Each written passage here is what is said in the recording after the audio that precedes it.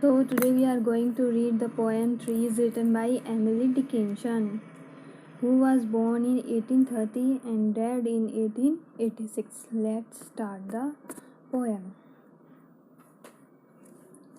Trees like tassel hit and swung. There seemed to rise a tune from miniature creature accompanying the sun. In this stanza, the poet is describing a beautiful cloudy summer day, in which the poet says that in summer the wind is blowing and wind is hitting the trees like tassel. Then when the wind is hitting the trees are moving like a tassel, like a short small pieces of wool. मतलब ऊन के छोटे छोटे मतलब जो होते हैं वो इधर उधर उड़ते रहते हैं, वैसे पेड़ हिल रहे हैं, हिट कर रहे हैं और स्वंग कर रहे हैं.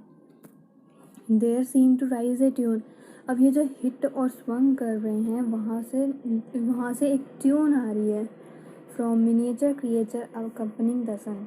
और when the sun rises some miniature creature like bees and insects are coming outside and accompanying the sun, giving company to the sun. Far saltaries of summer enorming the earth, they never yet dissatisfied remotes were most fair. In this stanza, the poet is saying that from the tune of miniature creature, they are listening like a psaltery. Psaltery means some musical instrument, which is enorming the air. मतलब which है ना, इसके अंदर इनॉर्मिंग the are मतलब कि धरती के प्रत्येक कण में उनसे है ना मतलब सिंगिंग मतलब गाना भर रहे हैं.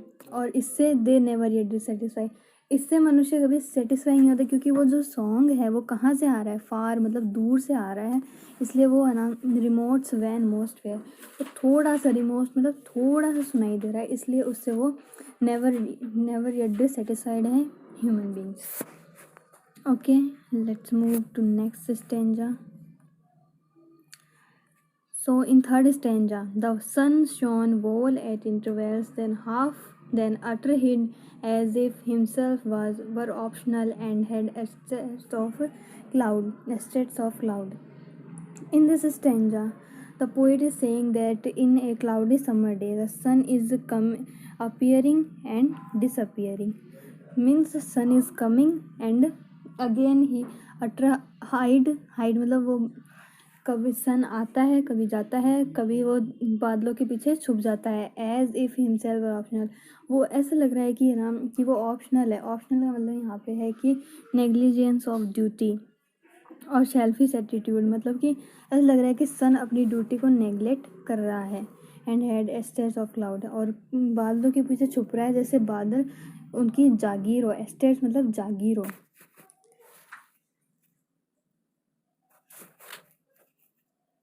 Next stanza, sufficient to enfold him eternally from view, expect it were as whim of his to let the orchard grow.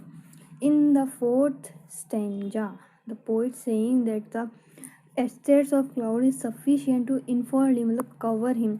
अब पोइट बोल रहे हैं कि जो ये जो बादलों की जो जागीर है वो है ना सन को इन्फॉल्व मतलब कवर करने में है ना सफिशिएंट है, वो एकदम उसको कवर कर लेती है इंटायरली फ्रॉम व्यू, और वो इंटायरली कवर कर लेती है, किसी और कोई उसे देख नहीं पाता है. Except it were his whim of his to let the orchard grow.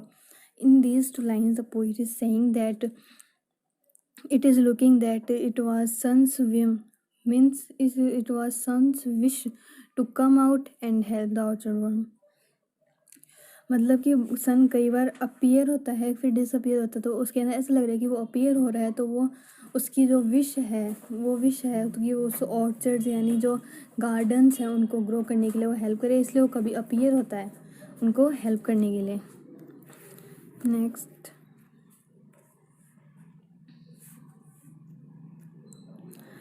a bird sat carelessly on the fence, one gossiped in the lanes, on silver matter charmed a snake just winding round a stone. अब here the poet describes that a bird came and sit on the fence. तो कि एक bird आती है उड़ के और fence पे बैठती है. वन गॉसिप्ड इन द लैंड, और कुछ लोग हैं वो लेन में मतलब स्ट्रीट में बातें कर रहे हैं। इसका अपन मीनिंग लें तो इसके अंदर ये वर्ड जो है इसको अपन कॉमन मैन से जोड़ सकते हैं, और मतलब कि जैसे कॉमन मैन है वो आता है और उसके साथ मतलब उसकी जो लेन में ना बातें हो रही हैं। Gossip in the lane, lane means street. On silver matter charmed a snake just winding round a stone. In these two lines, the poet is telling about a snake. Snake is here a symbol of weak and cunning person. मतलब कि यहाँ पे मतलब snake है एक cheater या वीक्ड मतलब बुरे व्यक्ति का सिंबल दे रहे हैं, जो कि एक सिल्वर मैटर के चारों तरफ घूम मतलब राउंड स्टोन के चारों तरफ वो घूम के बैठा है, मतलब कुंडली मार के बैठा है। Bright flowers slit a calyx and showed upon a stem like hinder flags sweet hosted with species in the hem. In this stanza, the poet is saying that when the sun came out, the bright flowers came out of his calyx. Calyx means outer case of a flower, मतलब फूल का जो है ना मतलब बाहरी आवरण होता है जिससे वो बाहर आता है। तो जब सनराइज होता है तो वो फूल उससे बाहर आता है। स्नेक उससे बाहर मतलब जो फ्लावर है उस आउटर केस से बाहर आता है और स्टेम पे आ जाता है, मतलब उसका मतलब बाहर वो उसकी पंखुड़ियाँ निकल जाती हैं उसके अंदर जो भी बाहर का जो आउटर कवर होता है उससे।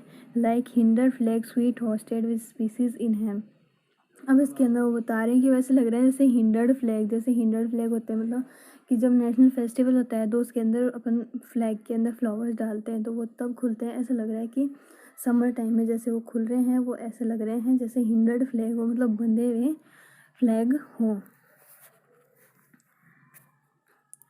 It was more I can't mention how mean to those that she vendic delineation of nature somewhere.